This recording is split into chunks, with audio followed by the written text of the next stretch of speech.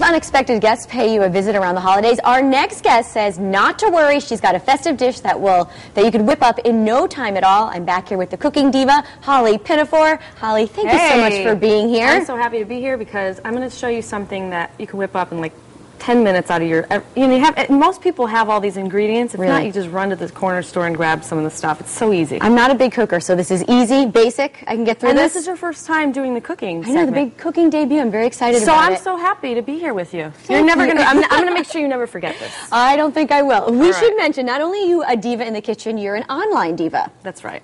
You have a website? I have a website. HollyPinafore.org is my online magazine.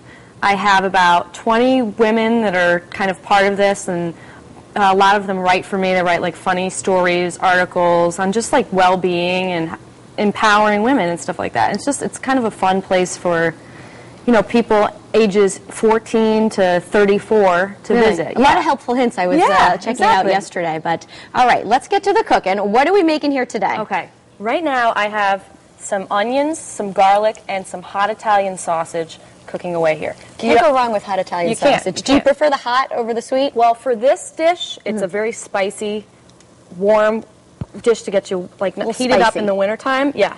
So, but you can't see the onions. Why is that? It's one whole yellow sweet onion, but they melt down in the frying pan. So you want to cook it until the onion is really nice and caramelized, okay? And the flavor changes when that happens. The flavor changes. It gets nice and sweet. The sausage, I put the sausage in with the onions as soon as they started to brown, so it's kind of like just this combination of the garlic, the onions, and the sausage is just like amazing. Do you need the olive oil in there, or is there enough from the sausage? You know what? Sometimes it all depends on your sausage. I like to coat the bottom of the pan in maybe like a tablespoon of olive oil, but then if your sausage is really kind of greasy, you don't really need that much. If you use like turkey sausage or chicken sausage, which you can, but it's a lot drier because there's a lot less fat on it. Okay. So you could just, a little bit of olive oil, no problem at all. All right, and we have some other ingredients here. I see some lovely tomatoes. Yeah, these are Campari tomatoes, okay? They're little small tomatoes, a little bit bigger than like cherry tomatoes. I cut them in quarters.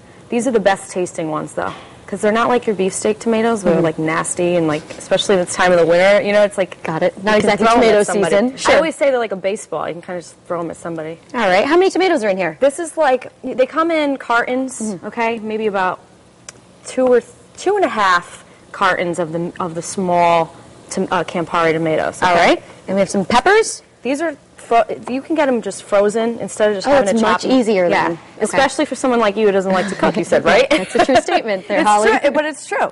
You just pop them out of the freezer and let them thaw, and you got your red and green peppers. We have some Christmas colors. I get it. And then we have some tricolor pasta going on in there. Okay. So I'm going to crank up this heat. Are you sure you want to do this? Oh, yeah. You sure you want me to take the reins here? Of course. All right. Are you kidding me? All right.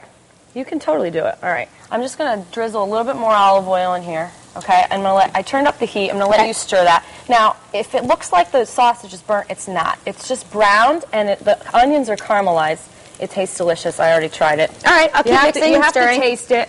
And the important thing is that you add a little, if you want it a little bit spicier, which we add do, some spice and pizzazz in there. Yeah, we're going to add some red pepper flakes, some salt, and some pepper.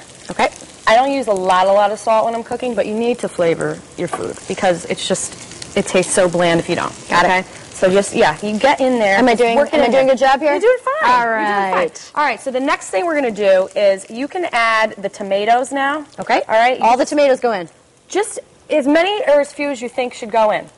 All right. I'm going to let you be the judge, okay? Sure. Just so, because you're going to see what happens. Oh, it's starting to sizzle here, Holly. The tomatoes are going to make their own. It's like a sauce that they're going to make. Okay. Got it. So a lot of people. I got to ask you, sauce or gravy? What do they call it in your house? That's a funny thing. We had a huge debate about that. The gravy. I know a lot of people say gravy is the stuff you put on mashed potatoes. Some Italians would argue with that, though. So, yeah. That's so funny that you're saying that because my family thinks that like the Sunday gravy, you put the pork, the meatballs in, the red sauce, they say that is gravy. I had so many arguments with people over this stuff. All right. If it tastes good, eat it. You know, it doesn't really matter. So we're making the sauce here with the tomatoes. Yeah, if you want to add a few more, you can. But see how the tomatoes are going to start cooking down right away? Yeah, they shrink a little bit. They shrink, but then you're going to get a really, really nice sauce in there. And you know what always to do in between every layer is salt it. All right. All right. I mean, we're not creating a sodium mound over here, but we're just seasoning. And you said you like it really spicy, right? Yeah. All right. Just a little bit more of these. Not too many more, though. All right. Okay. And there's garlic in there, but I think we're going to add some more. Okay. All right, so I'm going to show you what to do. Well, you don't have a garlic press. Usually those are tricky. Okay, go ahead. What's your secret? I have a smacula. It's a Smacula. smacula. Okay. I'm going to let you do it. You take it, and you just pound it, Oh, I think I can handle this. Let Ready? your aggression out. Go. There you go. Oh, it didn't work. It's not smashing for me. You got it. No, that's exactly all you need to get the skin off. Okay. And then you get the good flavor out of there and everything. And I have some garlic that's already chopped. Minced up. Yep. Great. Little shot glass. If you don't have a ramekin, you always use a shot glass. When in doubt, a shot glass. When in doubt, use a shot glass. All right, so we're going to add a little bit more of the fresh garlic. You cannot go wrong. I think that's about 2 cloves in there. I already had 2 cloves in there, so that's a lot of garlic.